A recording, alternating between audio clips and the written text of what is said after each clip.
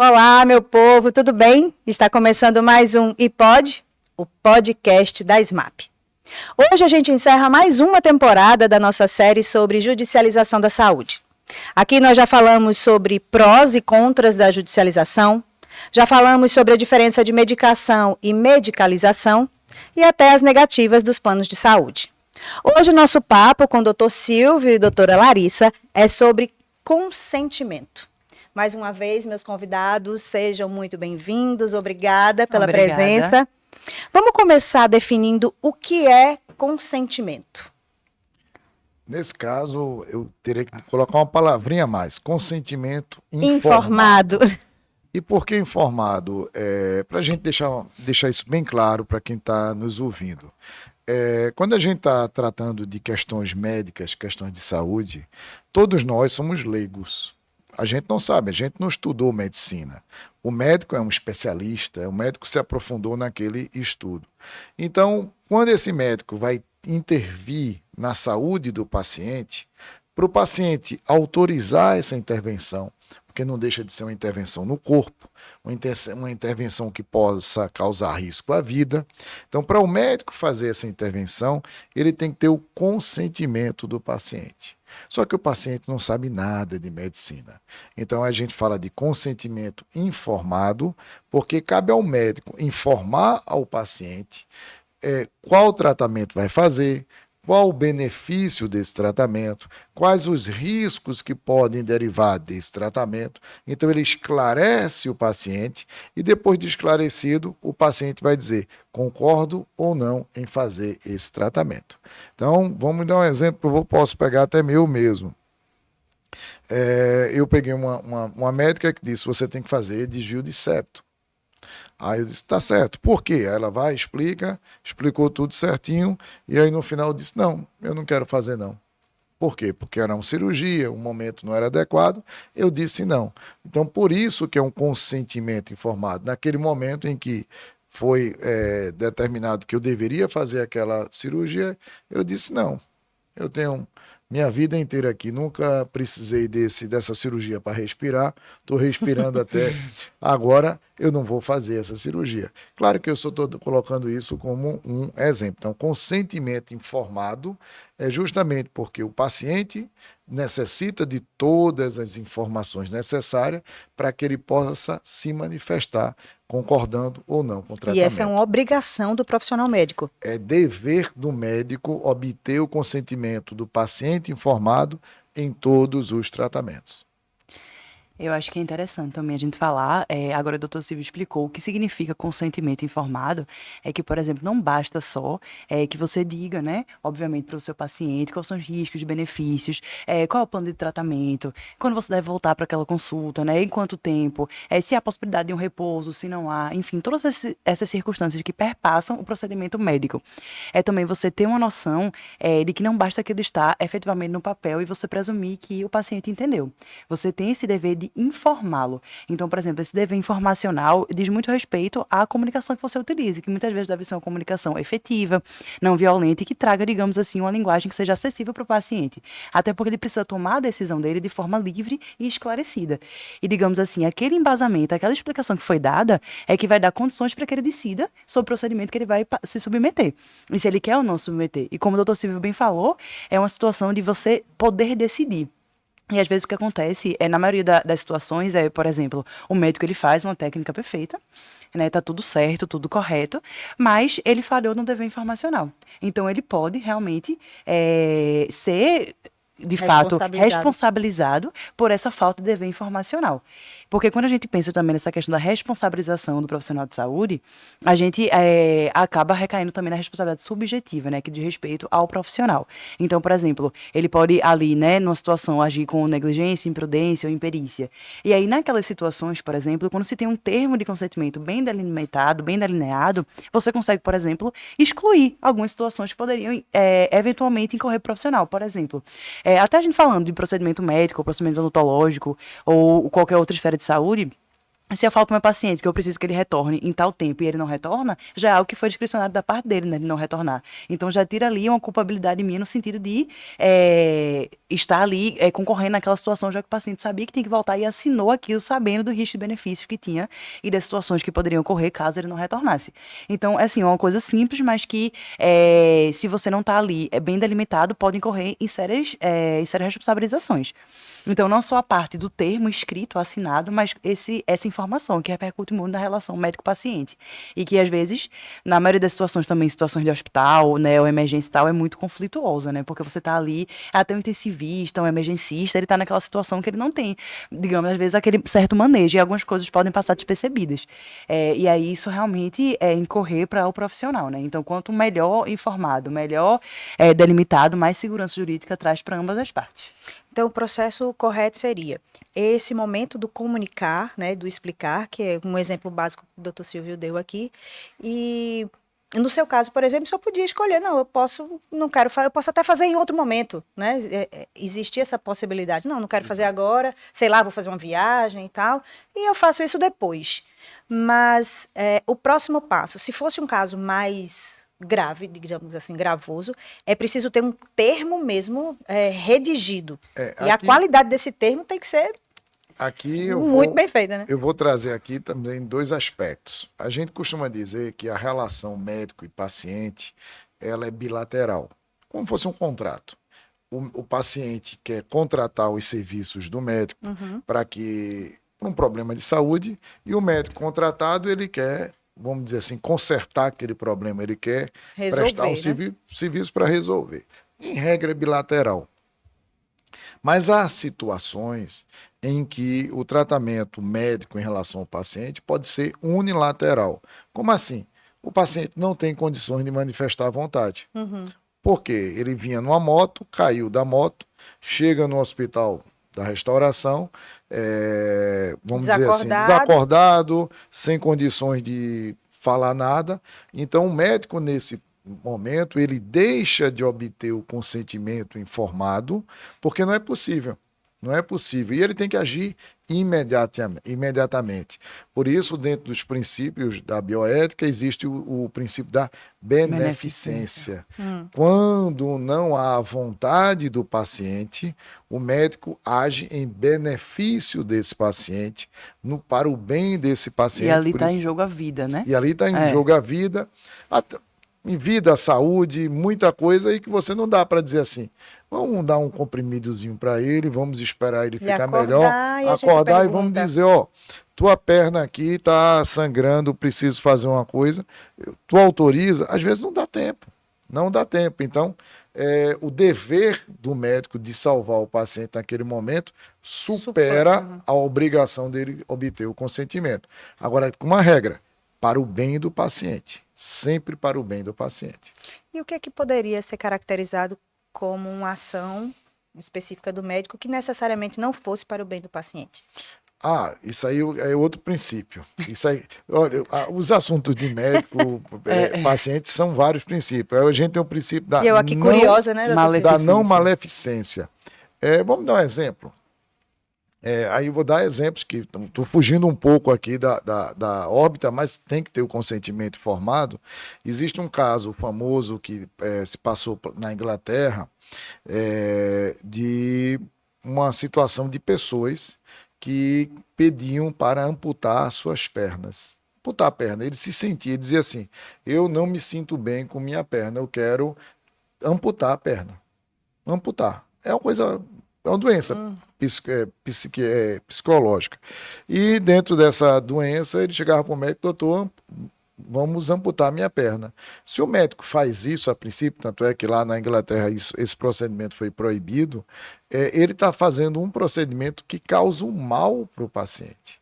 Ele pode dizer, mas o paciente pediu que amputasse a minha perna, mas amputar a sua perna está causando um mal para você, eu não vejo benefício nenhum. Mas eu tenho um problema psicológico. Quem diz que isso vai resolver com a amputação da sua perna? Então, o que a gente chama de não maleficência também pode estar dentro da cirurgia plástica. Vamos dizer, a pessoa fez 3 ou 4 cirurgias plásticas, rinoplastia no nariz, e nunca está satisfeita. E quer fazer a 5ª cirurgia plástica. O médico olha e diz, se eu fizer, isso pode ser uma desgraça, pode ser, o seu nariz já não tem mais nada para se mexer. Ah, mas eu quero. Então, isso pode ser uma maleficência. Você vai fazer uma cirurgia que pode causar um mal, porque ela não vai trazer nenhum benefício para a pessoa. Não é nem que não vai só lhe beneficiar, ela pode lhe Trazer um- trazer um trazer um problema, mal. né? Justamente, Um problema o de saúde. princípio. E assim, é interessante também isso que o doutor Silvio está trazendo, porque a gente pensa assim que em diversas situações que podem acontecer, né? Inclusive também até algumas mais calorosas, no tocando da bioética, do biodireito, por exemplo, é questões até, por exemplo, religiosas, né? Um testemunho de Jeová, por exemplo, ele, pela concepção dele, que ele acredita, né? De forma, assim, a formação mesmo da personalidade, da identidade, é que ele não pode receber uma transfusão sanguínea de uma outra pessoa. E aí vai que ele está numa situação de um procedimento e ele precisa passar por isso. E muitas vezes acontece casos em que você levando em consideração, né, que o médico faça aquilo porque está em prol da vida, né, e da dignidade da pessoa, e ela vive e não quer mais viver, digamos assim, porque perdeu essa questão identitária. Então são situações assim que são muito calorosas nesses tocantes de debate, porque você tem que levar em consideração diversos critérios, diversas situações. E aí até me remeteu também esse assunto que o doutor Silvio trouxe, até uma situação que eu estou até escrevendo sobre, que é sobre o laudo audiovisual. E essa questão do letramento em saúde e exercício da autonomia. Porque, como até eu acredito que comentei em algum desses outros episódios, o Código de Ética Médica trouxe ainda mais essa questão da autonomia do paciente, né? Então, sempre a decisão do paciente. E até a gente pode levar em consideração também diretivas antecipadas de vontade, onde a pessoa já previamente estabelece aquela condição quando for a vir passar e se vier a passar, né? Como ela queria que aquilo agisse, como, digamos assim, isso ali acordado em termo, né? Mas muitas vezes as pessoas não se preocupam tanto com isso, nem fazem esse planejamento, digamos assim. Mas aí você levar em consideração um laudo que digamos assim, lido, digamos assim, falado para o paciente. Então, naquele momento, imagina, tá o médico e tá o paciente do seu lado e ele tá ouvindo ali que ele tem uma situação de um tumor, de uma situação, digamos assim, mais danosa para a vida dele, né? E como é que ficaria essa situação? Porque ao passo em que ele tem esse conhecimento, né? Ele tá cada vez mais informado, cada vez mais consciente do que ele tem. Por outro lado, também é algo que não se tem até um critério, assim, digamos, será que isso poderia ser falado de outra maneira? A gente poderia esperar? Então, às vezes, ele leva em Saber consideração... disso, será que vai fazer bem Será para que vai ele? fazer bem? Né? Exatamente. Eu penso O sempre manejo nisso, né? clínico mesmo, né? E às vezes assim, eles falam, não, talvez seja melhor que o profissional, ele escute em conjunto com o paciente, ou que ele escute anteriormente, depois veja como é que vai passar aquilo ali. Mas ele fica sempre naquela, né? Qual é a autonomia do paciente, pegar o seu exame e ler ali, porque às vezes também a pessoa pega um exame que tem uma situação que você nunca vem a desenvolver na vida, né? Às vezes você tem uma interpretação, digamos, errônea da questão. E por isso que o doutor Silvio reforçou aqui essa situação de você não ter o conhecimento, né? Então, se você não tem o conhecimento, você tem que estar informado. Então, assim, como é que isso conseguiria, digamos assim, trazer realmente uma segurança de que ele entendeu aquilo ali, de que tudo ali foi delimitado para o próprio consentimento dele, para a própria consciência do que ele passou, né? Digamos assim, ou do que vem a passar. Porque existem os exames que são feitos previamente para situações cirúrgicas ou procedimentos, né? Aí o consentimento informado tem que ser falado na língua de quem está ouvindo. Então, se o Exatamente. médico chegar a falar com termos altamente Técnicos, científicos, técnicos, a pessoa não vai entender. Então, é interessante que se fale a língua, quando eu digo a língua, o modo de entender entendimento, da outra pessoa que está do outro lado. Às vezes dizer assim, olha, se você, até às vezes direto, olha, se você não fizer esse tratamento, essa cirurgia, você vai ter um problema X que pode levar à morte. A pessoa entende. Pode levar à morte. Aí você vem com um termo muito mais assim técnico, ele não vai entender. Não vai fazer essa não tradução, vai fazer né? essa tradução e não vai ver o risco que acontece. E às vezes, eu vendo Larissa falar, e às vezes há situações em que a própria pessoa renuncia ao seu direito ao consentimento informado. É quando a pessoa diz o seguinte, doutor, não me diga nada. O que tiver que fazer, eu faça. Resolva aí. Resolva. Isso é possível, você renunciar. Você atribui total confiança ao que o médico está determinando e você renuncia ao seu próprio direito, à sua própria autonomia e entrega ao médico, vamos dizer assim, a diretriz de todo tratamento. A maioria das pessoas, em tese, podemos dizer que renunciam. Isso tem que ser escrito, formalizado? Não obrigatoriamente. Isso vai variar de acordo com o tipo de tratamento ou do tipo de cirurgia ou do tipo de De problema. intervenção, É. inclusive, De intervenção. né? Então, algumas coisas podem estar escritas no próprio prontuário médico, na própria ficha do paciente. Exato. Outras mais sérias exigem, vamos dizer, a gente estava conversando sobre reprodução humana assistida aqui no Eu estava intervalo. pensando justamente sobre essa questão. É. Porque, por exemplo, assim, às vezes você está numa situação de uma destinação de um embrião excedentário, que é um embrião que ele não é implantado no útero, ele é congelado, né, para ser utilizado. Aí, como é que você vai definir, por exemplo, qual é esse destino do embrião? Se ele vai ser doado para pesquisa do celular-tronco, se ele vai ser utilizado, se ele não vai, se ele é viável, se ele não é. Então, tudo isso tem que estar ali, digamos, delimitado num termo, porque a ausência desse termo, ou um termo que seja feito mal elaborado, digamos assim, não vai trazer a discricionalidade. Aí imagina, por exemplo, que tem um casal, certo? Um casal que decidiram, enfim, colocar lá para o congelamento esses embriões. E aí depois eles não assinaram nenhum termo e se separam, e aí como é que fica? Com quem vai ficar o embrião? Então, assim, são várias situações que repercutem também, não só de cunho decisório, mas também religioso e etc. E até cível nesse caso, né? Não, e com certeza, e com certeza. E que se tivesse um termo, provavelmente ali delimitado, não, a gente O destino acorda desse- o destino X, né? Aham. Aí você já traz mais uma segurança, né? Mas, em regra, os tratamentos mais simples são, vamos dizer, de forma livre, ou seja, Exato. verbal.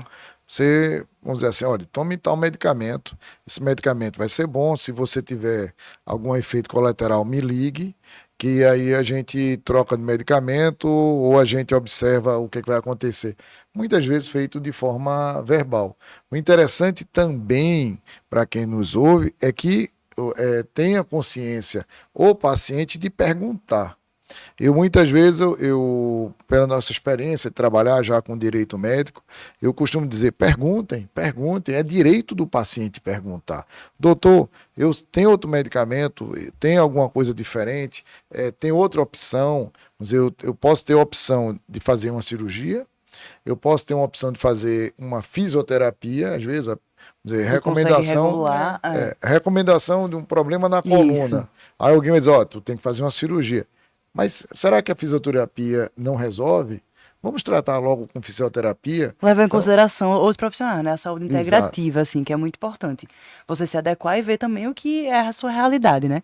Às vezes também a gestão clínica, né, de um medicamento, por exemplo, se a pessoa, sei lá, tem uma pressão alta, né? Aí você está começando a tomar um medicamento, por exemplo, antibiótico, que pode afetar o rim. Mas aí como é que você faz essa gestão clínica? Se você não está em conjunto ali com nefro, com cardio, com clínico, como é que você vai Aí manejar você da melhor trata maneira? um e destrata outro. Exatamente, né? Exatamente. Então, assim, até o paciente perguntar, dizer, eu tomo tal coisa, né? Meu médico Será que isso aqui vai ter alguma X, será que pode consequência ter... se eu Exato. fizer- É importante, porque também auxilia que o médico, digamos assim, tem essa gama de informações, né? Eu dando uma aula sobre isso, eu me lembro que a médica disse, sabe a única pergunta que fazem? Eu posso beber? É a única pergunta que fazem. Mas não pode dizer assim, qual a consequência se eu tomar, qual se eu não risco? tomar. É verdade. Mas a pergunta que fazem, então, eu posso beber? Esses têm coragem de perguntar. Então, se tem coragem de perguntar isso, Pergunte mais, né? Qualquer Seja mais coisa. curioso, né? para que sua decisão seja uma decisão mais perto possível de sua autonomia. Eu pergunto aqui a vocês, e quando esse consentimento informado pode, de alguma maneira, piorar a condição do paciente? Digo isso, a gente até pincelou esse assunto um pouco antes, né? Será que é preciso informar ao paciente? Existe essa obrigação? Tem um familiar? Como é que essa escolha é feita? Veja só, eu até tinha uma palestra que eu fazia, faz uns 3, 4 anos que eu apresentei essa palestra, que era, será que o paciente quer ouvir a verdade? Eu discutia muito isso, porque muitas vezes, para o paciente, pode ser que não ouvir a verdade dentro desse consentimento, dessa informação completa, pode causar problemas para a saúde do paciente. Então, isso tem que ser bem medido, bem estudado pelo médico junto com a família. Se não obtiver o consentimento informado com todos os esclarecimentos necessários do paciente, pelo menos que tenha dos familiares, para que o médico não incorra em um problema ético. Porque às vezes tem esse problema na fala, justamente na comunicação entre os familiares, né, com o médico, não só com o paciente propriamente dito. Então, em muitas situações, a família vai junto, né, daquela situação, daquele problema.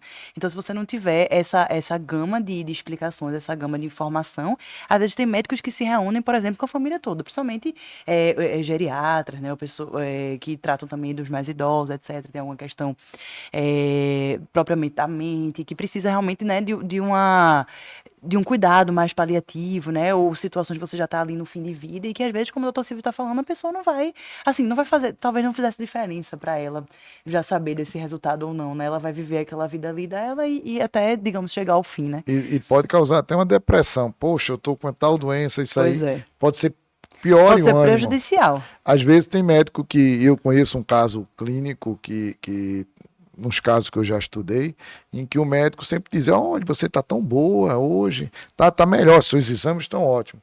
E deu uma sobrevida a essa paciente, porque não falou a verdade. Essa sobrevida veio sei lá, de uma energia que ele passava positiva para o paciente.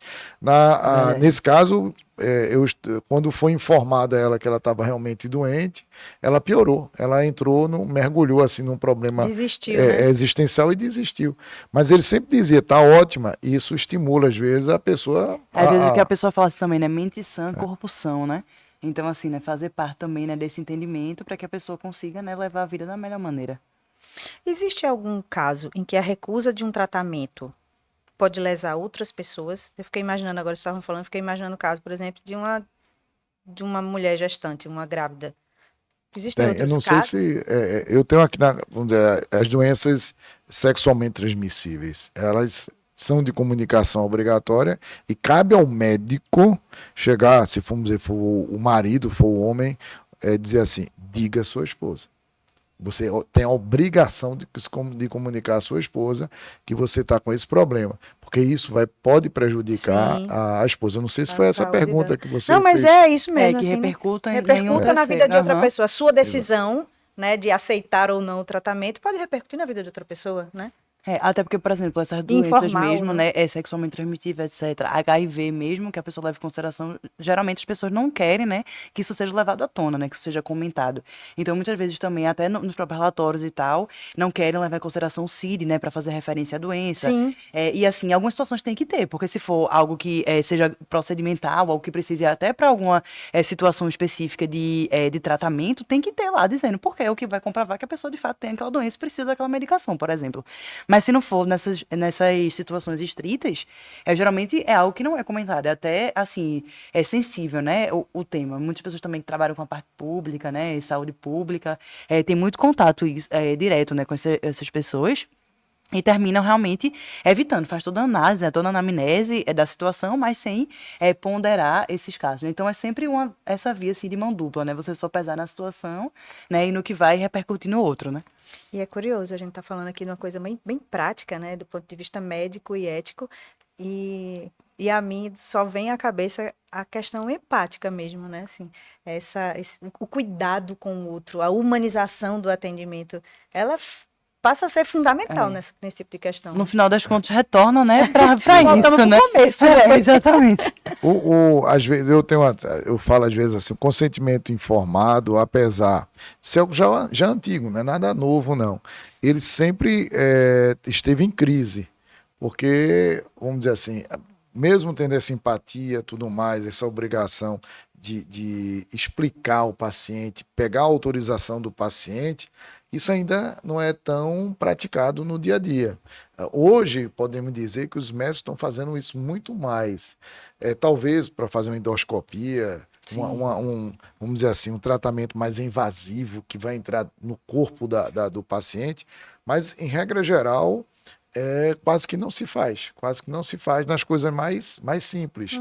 Mas nas mais simples também tem que se fazer. O paciente tem que ter ideia e noção por que aquilo está sendo realizado. De qualquer forma, ali é uma invasão na saúde dele, na vida dele, e principalmente na liberdade do paciente, em querer ou não fazer o tratamento. Vamos dizer, Larissa falou aqui de questão de testemunho de Jeová, que é uma questão, vamos dizer assim, muito séria, e eu posso até dizer, de certo modo, já resolvido pela bioética, mas que a pessoa diz, eu não quero transfusão de sangue. Mas por que não quer? Porque eu acredito, minha fé, minha religião diz que eu não posso ter transfusão de sangue. Aí você pode dizer assim, mas isso é besteira, porque você é de outra religião. Peraí, besteira para você. Para você. Mas para ele, entre um aspecto muito importante, ele tem uma coisa que vamos dizer assim, na vida da pessoa faz diferença. Ele tem fé, ele acredita. Então, quando a pessoa tem fé, que eu acho que fé é muito mais do que acreditar, fé é acreditar sem ver, é acreditar sem prova. Fé é isso. Se ele acredita e tem fé, você não pode contestar isso. Tem que considerar.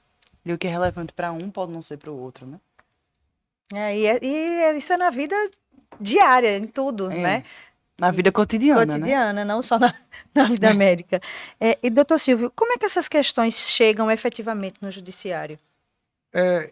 Veja só, não chega muito. Quando chega, é por descumprimento. Ou seja, na figura da responsabilidade civil, sim, por dano, quando não foi devidamente esclarecido. Então, isso não chega de forma antecipada. Isso chega de forma, vamos dizer assim, pós a existência de um dano. Vamos dizer, o paciente não havia sido informado de que tal procedimento geraria uma lesão, uma hipótese de lesão. E ele teria vamos dizer, possibilidade de fazer ou não fazer aquele procedimento. Então, isso chega muito no posterior. Não há muitos processos envolvendo consentimento informado, até por falta de informação. O paciente não tem essa informação. Mas já teve casos em que a pessoa podia optar em não fazer, só que como não foi informado, ele não teve esse direito de opção. Mas não chega muito, eu já peguei, salvo engano, uns 2 processos, mas a incidência, vamos dizer, 2 processos em 10 anos. Mas isso, para mim, ele vale muito mais como uma educação do consumidor, do paciente, conscientização, né? Para o dia a dia, do que um efeito de judicialização da saúde. Existe a possibilidade também nesse processo de informação do médico, eu vou usar um termo aqui por falta de outro, induzir o paciente para determinado tipo de tratamento, procedimento, enfim? Existe. Agora, sim, a questão é que, justamente, quando a gente fala do termo de consentimento informado, a gente fala também que ele deve ser livre e esclarecido, para que, digamos assim, o médico, ele está ali oportunizando um ambiente em que vai dar para o paciente os subsídios para que ele próprio decida, digamos assim. Então, obviamente que, até como o doutor Silvio falou, às vezes a pessoa pode dizer, não, eu não sei, não quero saber, e o médico que faça o que seja melhor.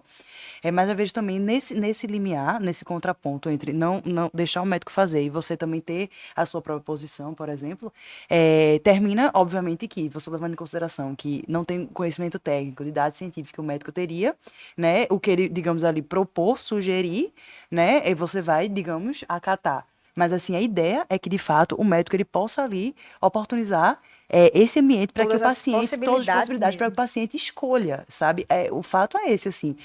Digamos assim, você vai passar pelo procedimento, risco X, risco Y, risco Z, o benefício é esse, etc. Então, é importante que ele dê, digamos assim, é como se fosse assim, eu estou lhe munindo de informação para que você decida sozinho.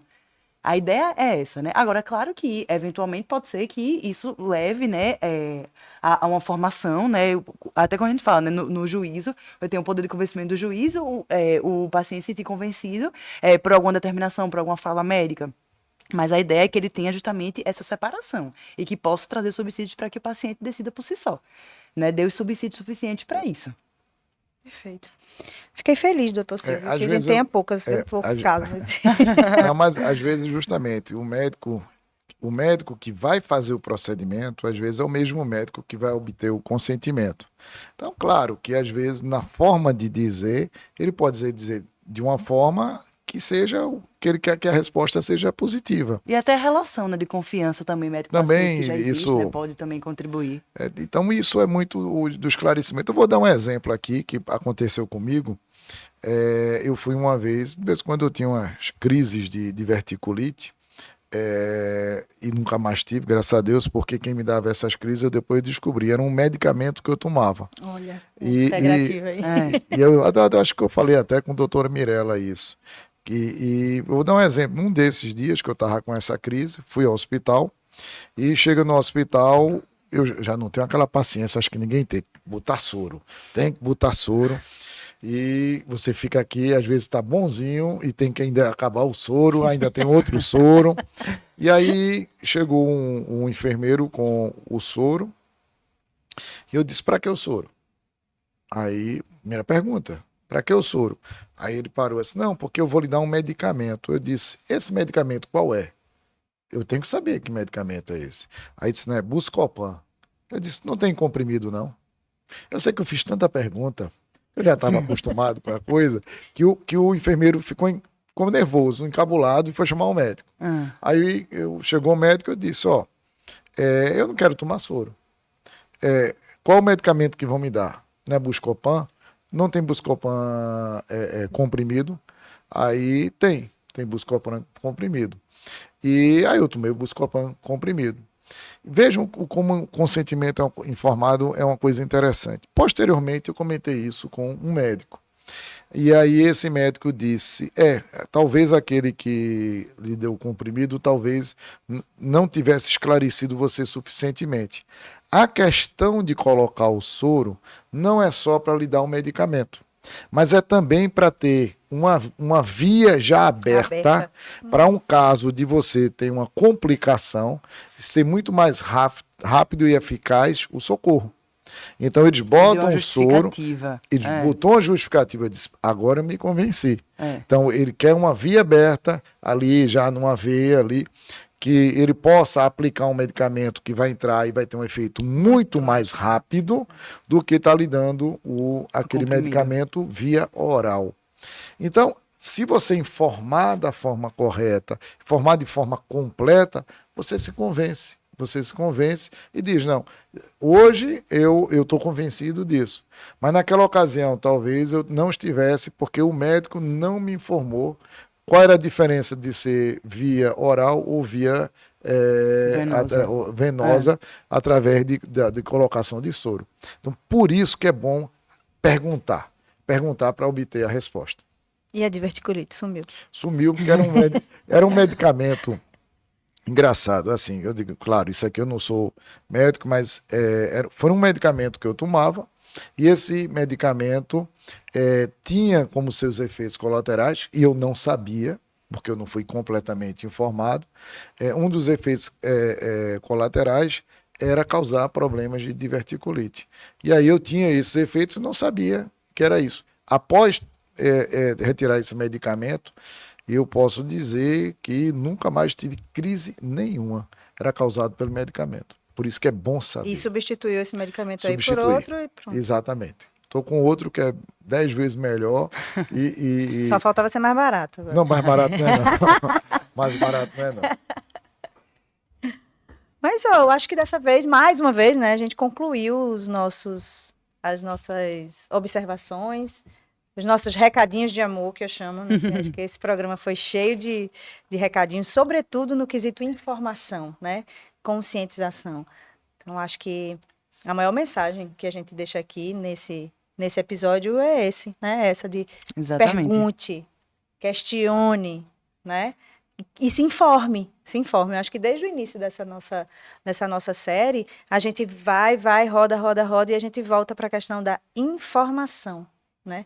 Saber o que está disponível, saber quais são os seus direitos, saber quais são as obrigações do coleguinha. Elas é fundamental, né? É verdade. Doutora Larissa, aqui é nosso agradecimento profundo pelo seu tempo, pela sua dedicação, pelos seus conhecimentos trazidos até aqui. Muito, muito, muito grata. E, mais uma vez, o microfone do iPod está à sua disposição para fazer suas considerações. Eu que agradeço o convite. Estou muito feliz de estar aqui com o professor Silvio, com você, Mônica. E é muito importante, eu acho, a gente trazer informação para as pessoas, né? Como você bem disse, é sempre em torno do conhecimento, da informação que a gente pode passar e dar subsídio para que as pessoas, de fato, entendam seus direitos, né? E possam efetivá-los e se sintam mais seguros nessa caminhada aí da vida, né? Então, assim, podem contar comigo. Estou à disposição aí e espero que esse podcast tenha grandes contribuições aí e dure por muito, muito tempo. Muito, muito grata. Já estou contando com a próxima temporada sobre judicialização da saúde. Doutor Silvio. Mônica, é sempre um sucesso, ou seja, vamos trazer mais temas, trazer Larissa novamente, trazer outros profissionais, porque a gente precisa levar à população, aos servidores do tribunal, a todos que nos ouvem, essas informações. Então, eu acho que quem é professor, quem é pesquisador, quem estuda, quem é, vamos dizer, comunicador como você, Mônica, tem que levar informação para todos. Isso é um dever nosso. E sigamos então, né, com os nossos deveres, os nossos direitos e com o IPOD. Sexta-feira tem mais e a gente espera você. Tchau, tchau.